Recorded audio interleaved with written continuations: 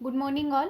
My name is Kavita Vijay Shinde and today we are going to start our next point, that is cloning vectors, that is plasmids. So in previous lecture we have seen phages as a cloning vectors. So let's see what are the plasmids. So plasmids are relatively small, double-stranded, closed, circular, self-replicating extra chromosomal molecules, and they are self-replicating. म्हणजे ह्या सगळ्या त्याच्या properties झाल्या.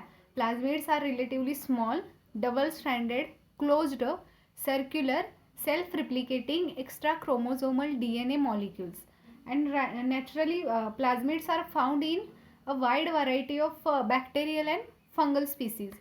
So naturally plasmids found होतात in a bacteria and fungal species मध्ये. So however artificially modified plasmids are used at the cloning vectors. तर आपण artificially modified प्लाझमिड्सच का यूज करतो as a cloning vector? Because natural plasmids हे साईजनी मोठे असतात. They are too large for cloning vectors, म्हणून त्यांना आपण यूज नाही करू शकत, कारण त्यांच्यामध्ये अनवॉन्टेड पार्ट पण असतो, म्हणजे जो नॉन इसेन्शियल पार्ट पण त्याच्यामध्ये प्रेझेंट असतो. So we cannot use natural plasmid as it is as a cloning vector. So आपण त्याला मॉडिफाय करतो, त्यातला नको असलेला सिक्वेन्स काढून टाकतो आणि त्याला आर्टिफिशियल प्लाझमिड फॉर्म करतो आणि यूज करतो as a cloning vectors. So a bacterial plasmid that is designed for cloning should possess the following properties.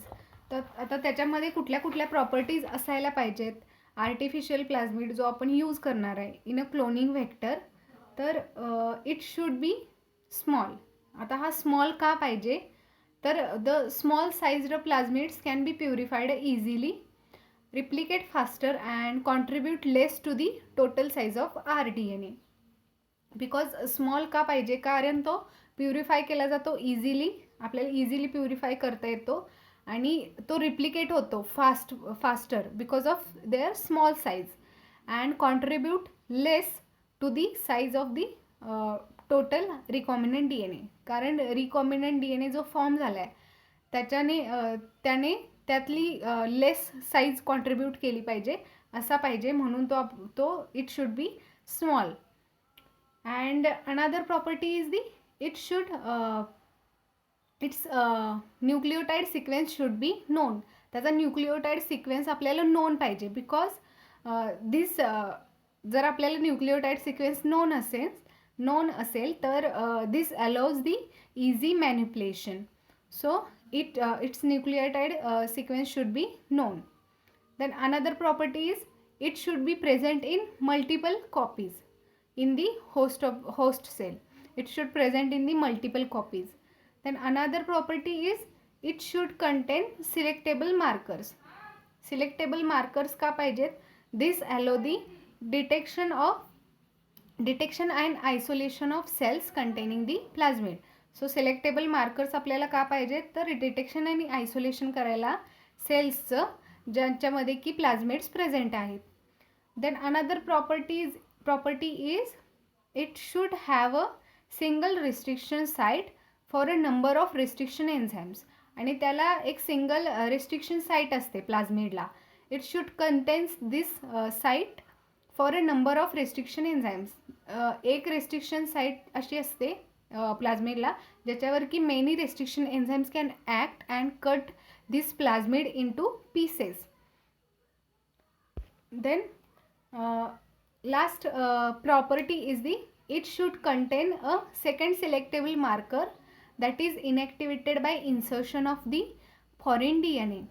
आता त्याच्यामध्ये सिलेक्टेबल मार्कर एक पाहिजे आपल्याला ज्याच्यामध्ये की आपले काय होणार होते, रिस्ट्रिक्शन एन्झाईम्स ॲक्ट होणार होते त्याच्यावर, आणि त्याच्यामध्ये अजून एक सिलेक्टेबल मार्कर पाहिजे जे की इनॅक्टिवेट होतात. आपण जेव्हा फॉरेन DNA इन्सर्ट करतो इन अ प्लाझमिड तेव्हा तो सिलेक्टेबल मार्कर इनॅक्टिवेट होतात.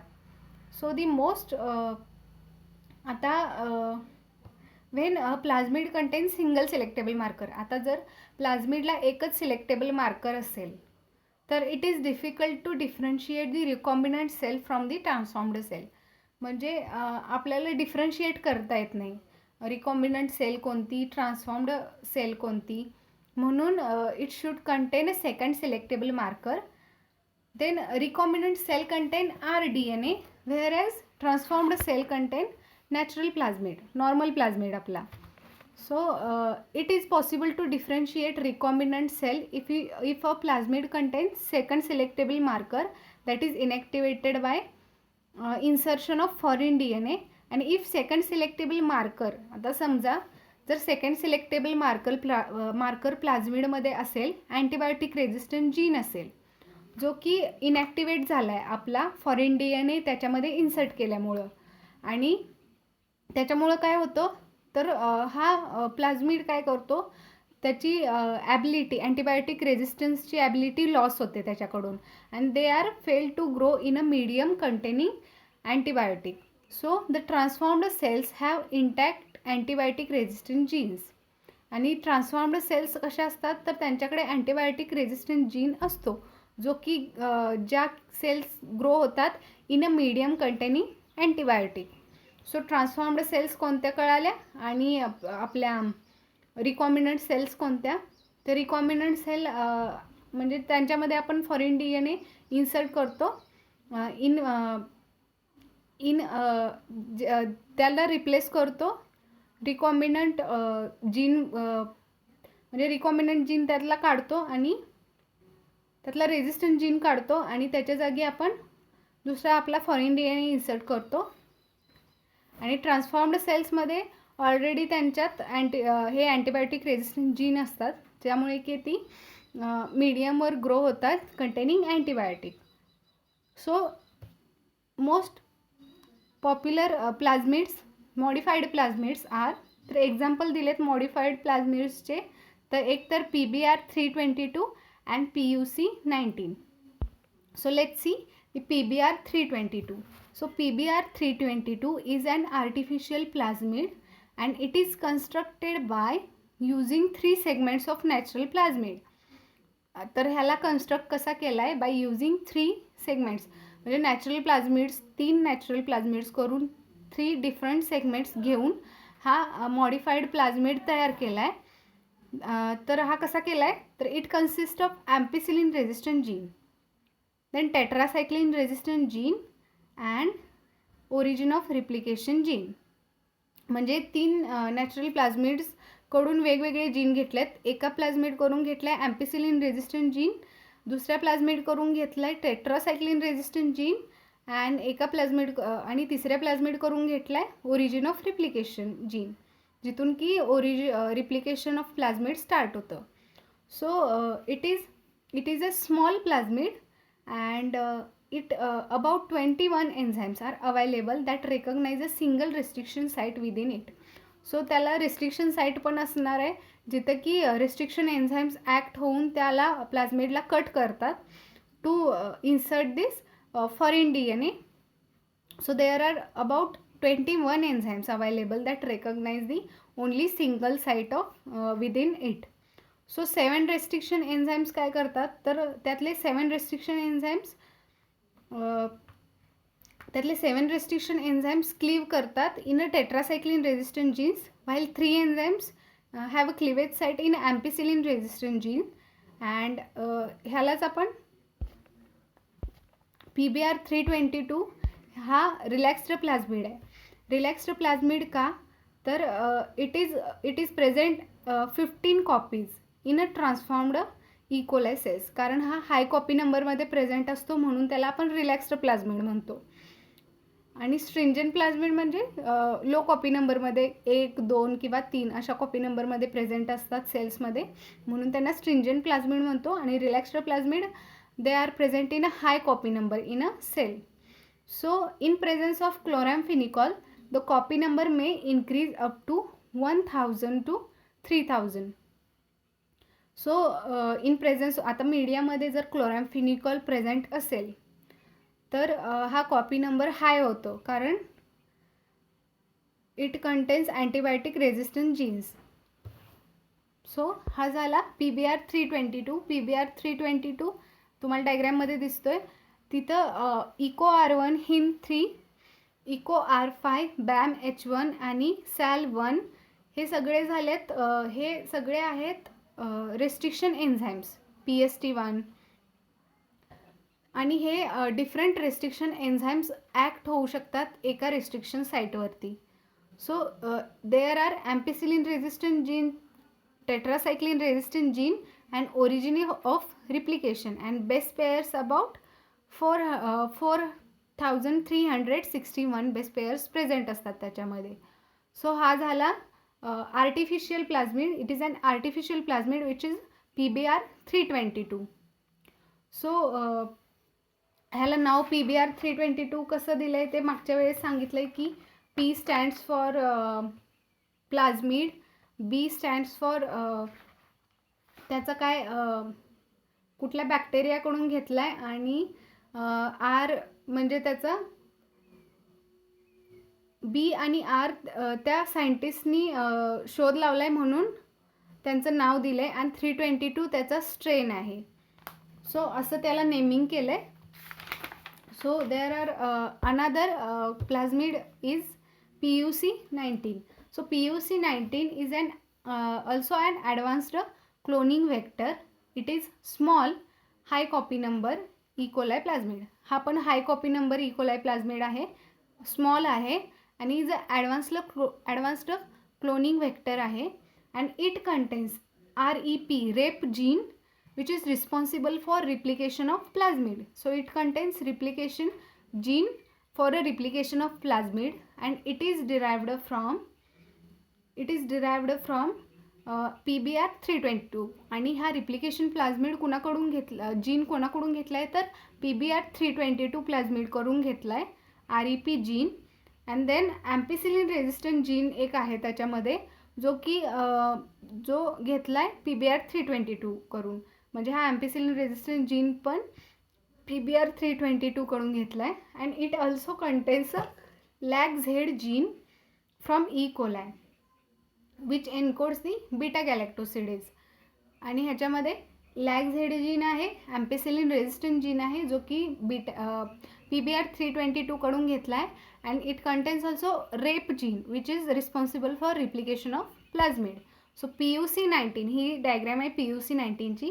So it contains ampicillin resistant gene which is derived from PBR322, then LAGZ gene which encodes the beta galactosidase, and then origin of replication where the replication of plasmid starts. तर हा झाला PUC19 plasmid. So there is another one plasmid is the PTI plasmid. PTI plasmid मी ह्यात दिलेला नाही आहे, पण PTI plasmid it is a tumor including plasmid found in the bacterium Agrobacterium tumefacium. So हा bacteria आहे जो की इन्फेक्ट करतो प्लांटना आणि प्रोड्यूस करतो gall bladder disease. Gall bladder disease produce करतो in plants, and it is used as a cloning vector in plants.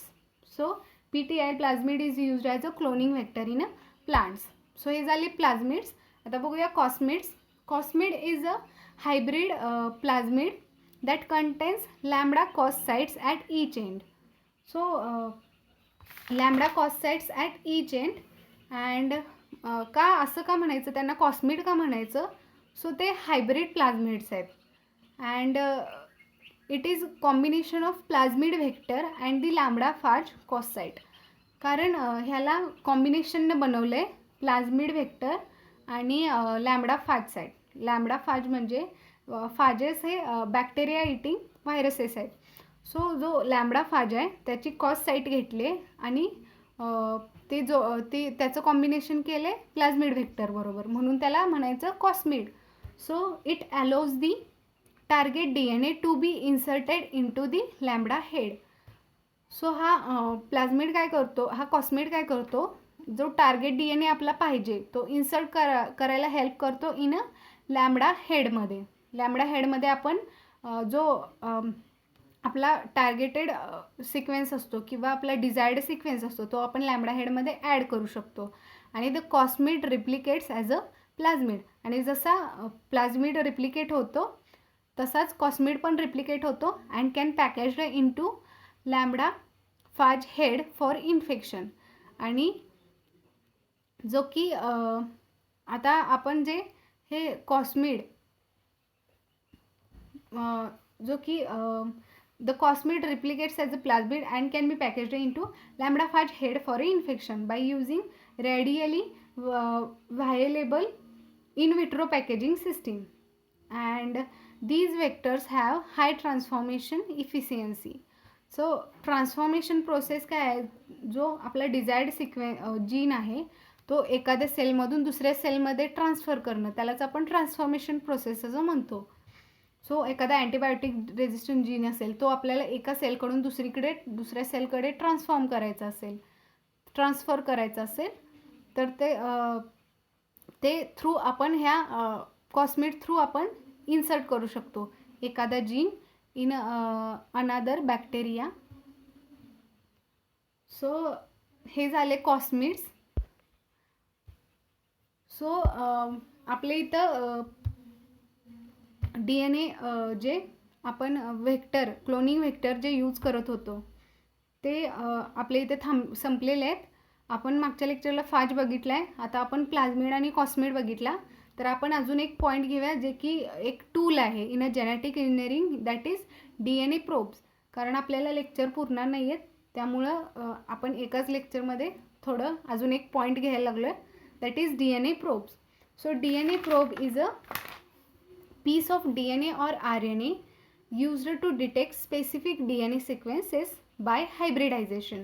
So DNA probe हे काय असतात, हे छोटा पीस आहे. आता आपण वेगळ्याच भाषेत म्हटलं तर DNA प्रोब हा एक छोटा RNA किंवा DNAचा मॉलिक्यूल असतो, म्हणजे पीस ऑफ DNA और RNA of specific base sequence, ज्याला की स्पेसिफिक बेस सिक्वेन्स असतो आणि it is labelled either radio और केमिकली. आणि हा जो बेस सिक्वेन्स असतो हा सिंगल स्टँडर्ड DNA और RNAचा पीस असतो, त्याला केमिकली और रेडिओ त्याला लेबल केलं जातं आहे. आणि that are used to detect the complementary base sequence by hybridisation. म्हणजे त्या DNA प्रोबला एखादा पर्टिक्युलर सिक्वेन्स असतो त्याला आपण रेडिओ करतो, म्हणजे रेडिओ लेबल करतो किंवा केमिकली लेबल करतो. आणि मग हा DNA प्रोब काय करतो तर त्याचा कॉम्प्लिमेंटरी जो बेस सिक्वेन्स आहे DNA मध्ये जो कॉम्प्लिमेंटरी बेस सिक्वेन्स आहे तिथं जाऊन तो बाइंड होतो किंवा त्याला तो आयडेंटिफाय करतो. आणि हे आपण कशाने डिटेक्ट करतो, हे complementary base sequence by hybridization process. So hybridization process तुम्ही सर्च करून बघा. सो जो DNA प्रोब आहे तो असतो, they are of 3 types. One is genomic DNA probes, second one is cDNA probes and third one is oligonucleotide probes. And the size of probes varies from about 13 nucleotide to hundreds of kilobases. So हा इतका मोठे probes असतात, varies from 13 nucleotides to hundreds of kilobases. So the DNA usually labeled with radioactive P32. आता DNA हा usually आपण ह्याने label कसा करतो तो by using P32, radioactive P32.